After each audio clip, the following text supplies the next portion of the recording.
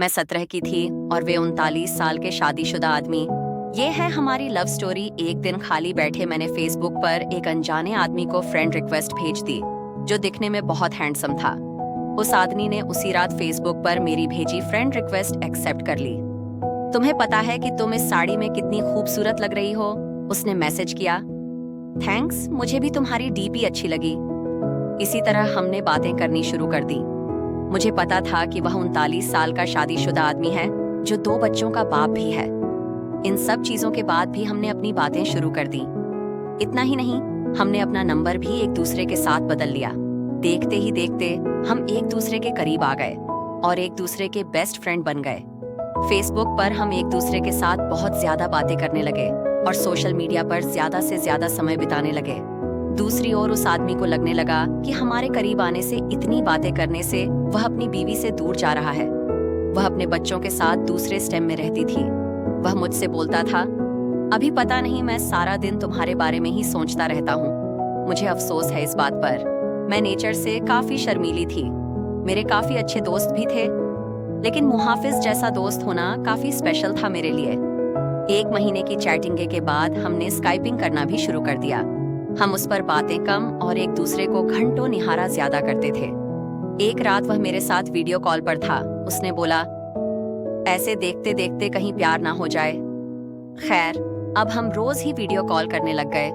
हम इतने पास आ चुके थे कि अब हम एक रियल कपल की तरह बिहेव करने लगे थे।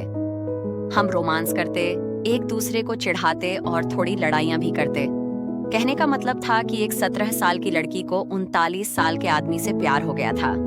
प्यार की कोई उम्र नहीं होती। जिस तरह से प्यार की कोई उम्र नहीं होती, उसी तरह से हम दोनों को भी अपना रिश्ता बिल्कुल गलत नहीं लगा।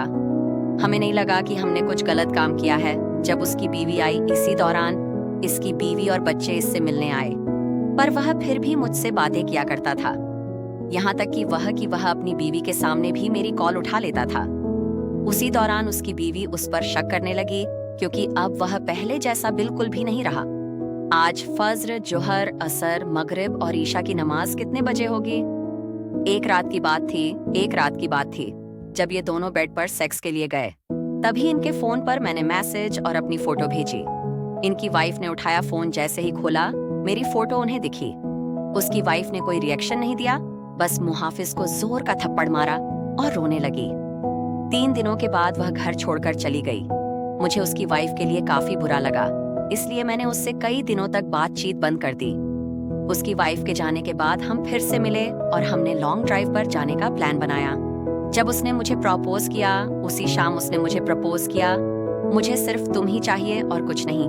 अपनी जवानी में मैं काफी सारी लड़कियों से मिला, पर तुम ही एक ऐसी लड़की हो जिसने मेरा दिल चुराया है।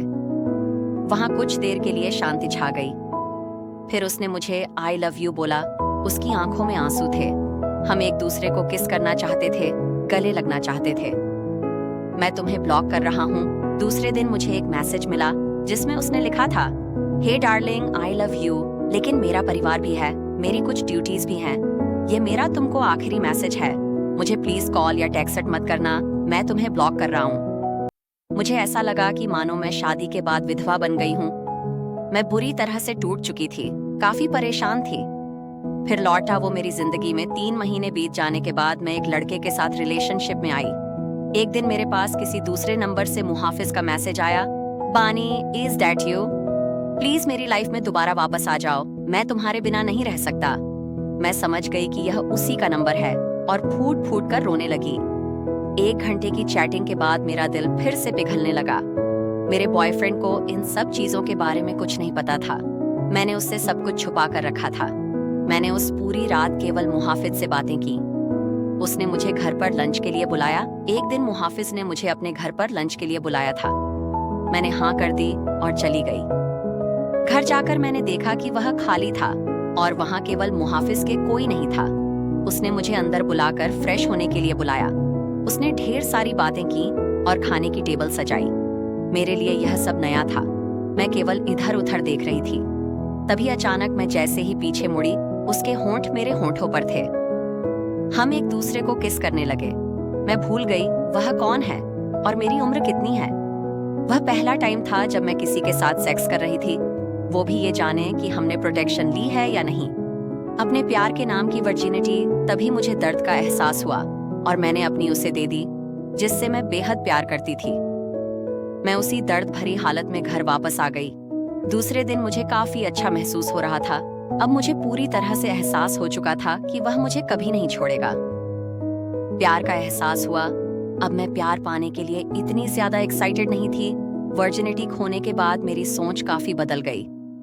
मैं एक औरत बन चुकी थी। उस दिन मुझे पता चल चुका था कि प्यार का असली मायना क्या होता है। एक दिन मैंने अपनी फीलिंग्स के बारे में मुहाफिज को बताया और बोला कि मुझे हमेशा के लिए छोड़ दे।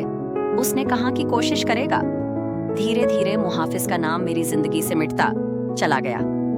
वह हमेशा रहेगा मेरा पहला प्यार। मैंने उसका नंबर डिलीट कर दिया और उसने भी मुझे ब्लॉक कर दिया। मैंने फिर उसे कभी ट्रेस करने की नहीं सोची, लेकिन उसकी यादें आज भी मुझे डराती हैं।